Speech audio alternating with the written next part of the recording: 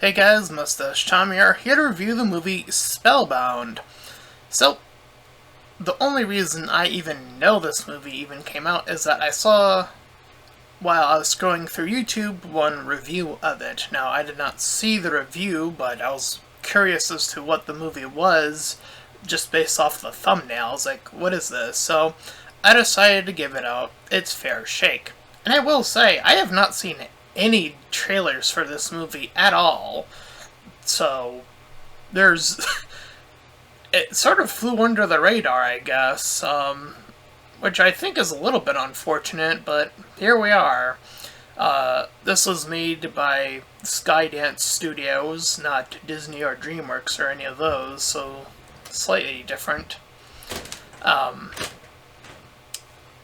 And we begin this movie and talking about it and all that good stuff as objectively as possible, of course.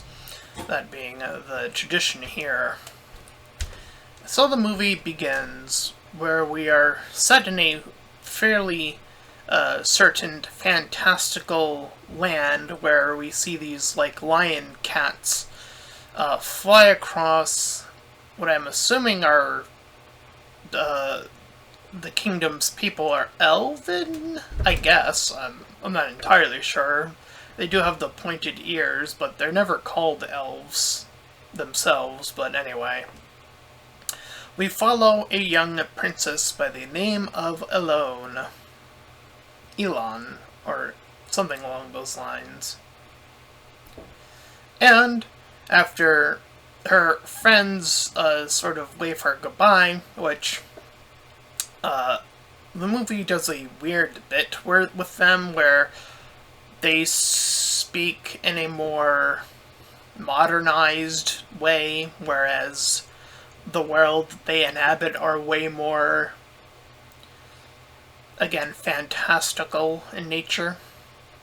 So there is a little bit of like, okay, the language isn't necessarily fitting the beginning of the movie per se, the lingo used, but after this initial little hiccup of the movie, I do think that the movie does find its footing.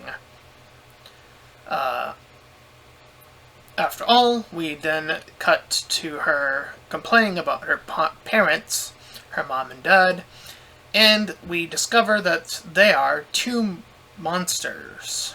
As you can see on the poster, they're the big creatures on the left and right of her. And she is pretty much the impromptu leader of this entire area for the time being. Though she does have two, I guess, caretakers in a sense, who also are aware of this little secret that she's been managing to maintain, as well as these two have maintained with her for, it seems, for a great deal of time at this point. But she is eager to find a cure, and she sends out a message to the sun and moon spirit, I believe they're referred to as earlier on in the movie. So these ministers, the two servants, are again struggling to keep the secret. And we see that this little ditty is a musical number, as they sing of their misfortune of the situation that they find themselves in, that they are feeling that pressure, and so on and so forth.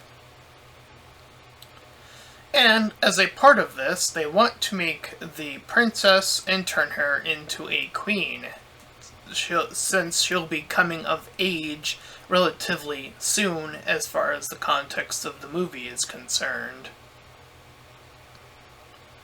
But they are at least willing to let her have her meet with the oracles that she had addressed earlier, to at least try her solution first. So the sun and moon creatures named Luna and Sunny arrive, and boy oh boy, are these two just the what's the word I'm looking for? Uh,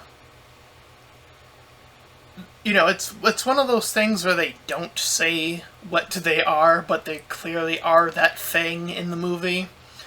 These two characters are so gay for each other, but totally never say it in the movie. Um, so, you know, for for the moment of the lack of LGBT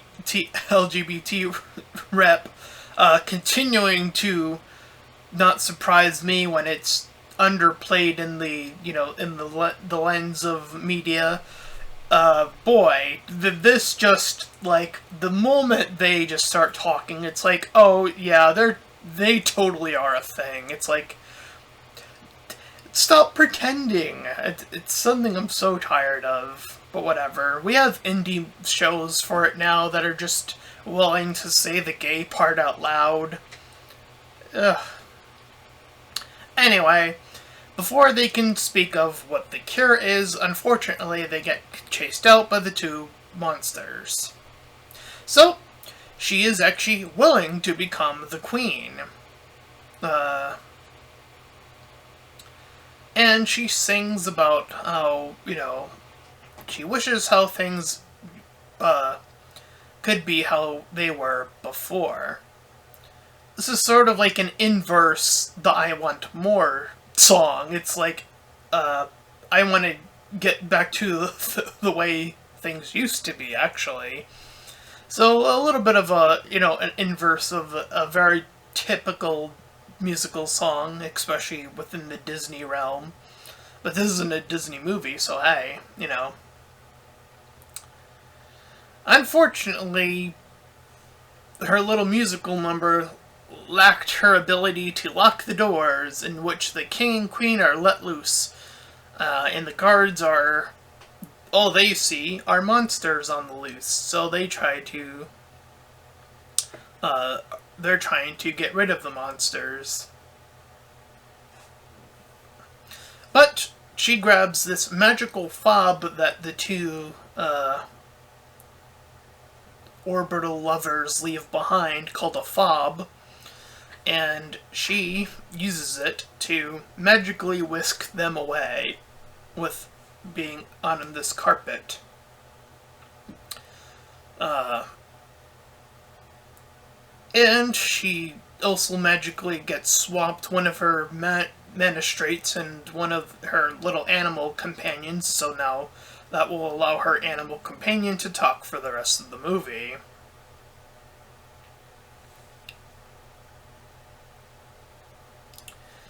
So she finds the hidden house after leaving to the couple's house, the parents, in order to learn how to break the parents' spell. And they sing about, the two of them, the light and the moon lovers, sing about how to sing about the light and finding that through the darkness. And pretty much giving them their mission. And they address how the monsters that they have turned into is the embodiment of this darkness, and that the darkness will also try to attach itself further along their journey, as it were, testing them along the way. But we see that the soldiers are not done giving chase.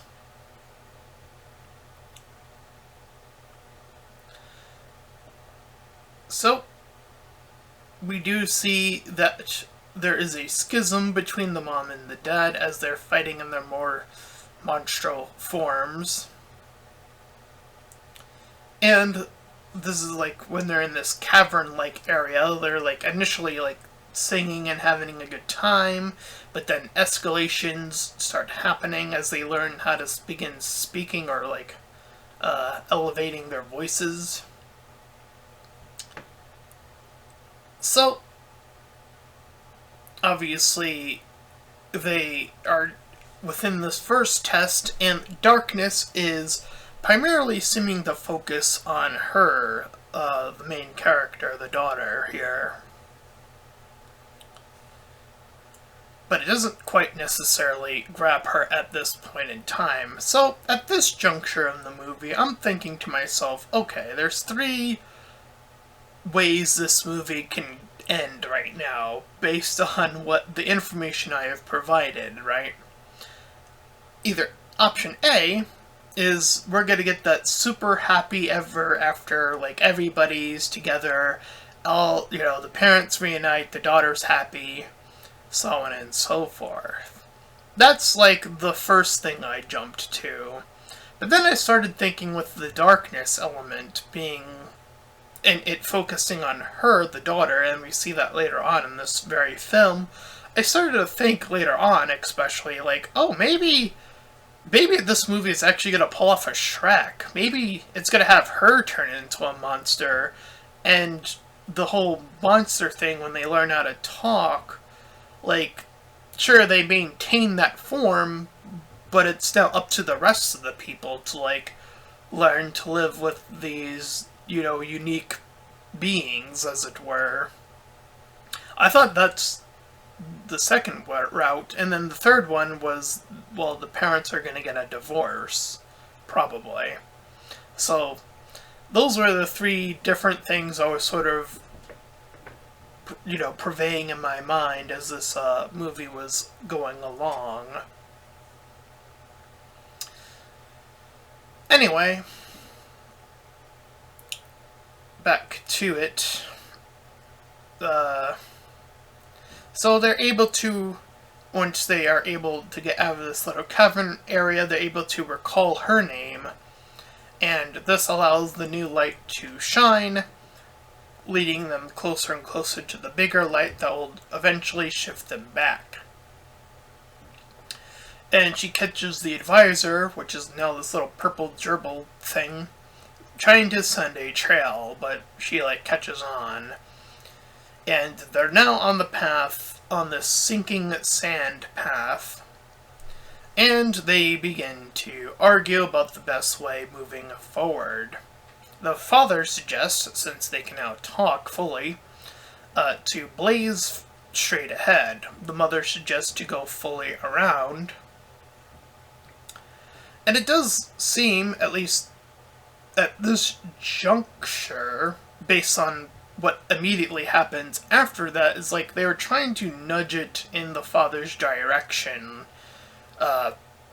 Again, it can, in conjunction of, again, what happens, but they sort of diverge, so they kind of do the mom's thing, too, to a degree, I guess, where they go off to the side to save this cat lion thing, baby, from falling off, so they're, like, at the edge of the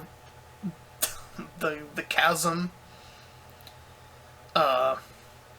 and then saves that, and then they get across back to the straight path. So they kind of almost do both, again, as I mentioned.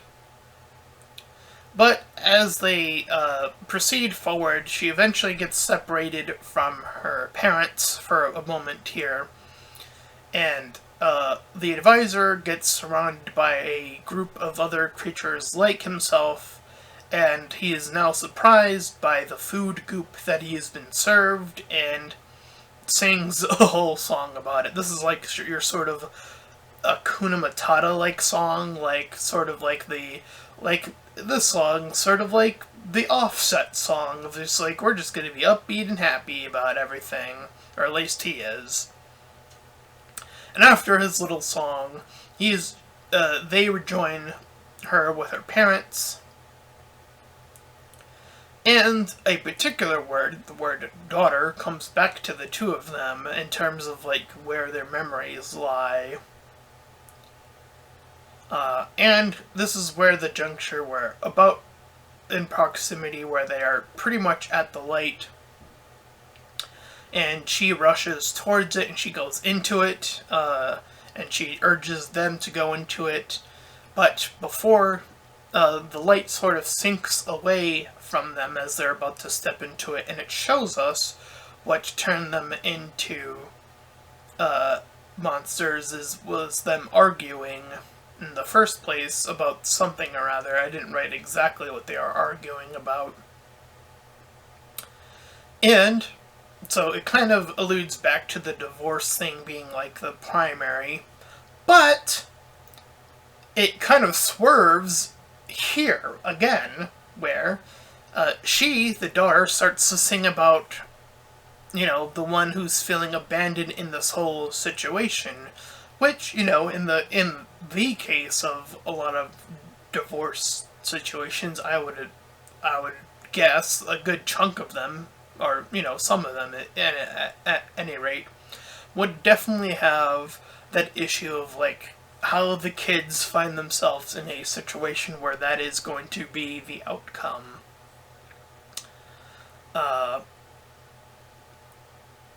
But, she's singing about that, and it's leading the darkness back to her. And I thought, oh, okay. So, it could be that now that she's singing about this, that the parents will do the first thing, or she's going to turn into the creature as I thought previously. So I actually do think that this is definitely the strongest part of the movie, where it kind of does a switch that sort of shifts the expectation of it being it always being this obvious, like, it's going to be the divorce thing, which, spoiler alert, it's the divorce one, that ends up being the one that they go with. But, for a time, there is definitely moments where you could see the potential of it being the other two options, especially during this moment. But they do pick a path here. But the king and queen have to now talk to the troops and get everyone on their side. And they begin to move what's blocking the light, to have it flow into this chasm that has surrounded the daughter. And once the light is poured into her, she notices and stops with all this darkness swirling around her. And she begins to realize that she can't necessarily save them from this path, the divorce path, that being. And she sort of has to accept that outcome, and that is what this next little bit is about. Sort of a song about that as well. With that, they are able to turn human, and then we cut to 1 year later, where we do see the outcome of their divorce, where we see their houses are separated on opposing sides of the kingdom. But they do see their daughter out when she's back with her friends, and the Oracle beings come back and help celebrate. And that was the movie Spellbound. And outside of a little bit of a slow opening that I don't necessarily think needed to be there, honestly, I think they could have cut the friend group completely out of the movie and just had her, because she's narrating to us, the audience, about her situation anyway. So I think they could have cut that whole beginning bit where they're, talking this weird sort of way, because it doesn't flow with the rest, any other part of the movie, and then they're in no other part of the movie, and then their only other part of the movie is at the end. So I feel like they could have been completely cut from the movie, if anything. And then use that time to expand upon, maybe give them, the parents, one additional test, maybe. I feel like could have been the thing. And I think it would have been an interesting one where, it does bound itself to one of the other possibilities also being a thing, again. And I don't know exactly what that would entail, but I don't know.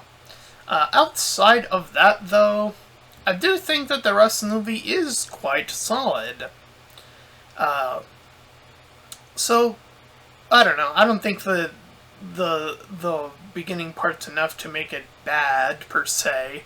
So I'd probably still give it like a 6 out of 10. The musical numbers do help it to almost push it to that 7, I feel like, as well. So probably between those two numbers, like a 6.5 out of 10 or whatever, if we're really pinpointing down a score here. But that is my full review for Spellbound, and if you ended up enjoying this review, then please feel free to like, comment, and subscribe. Also make sure to check out those links in the description. Want to head over to my petition to help out smaller YouTubers, second to my PayPal that can help support me and my channel directly, and third to my Discord server. You can join, collab, shield, all that cool stuff, and until next time everyone, bye bye.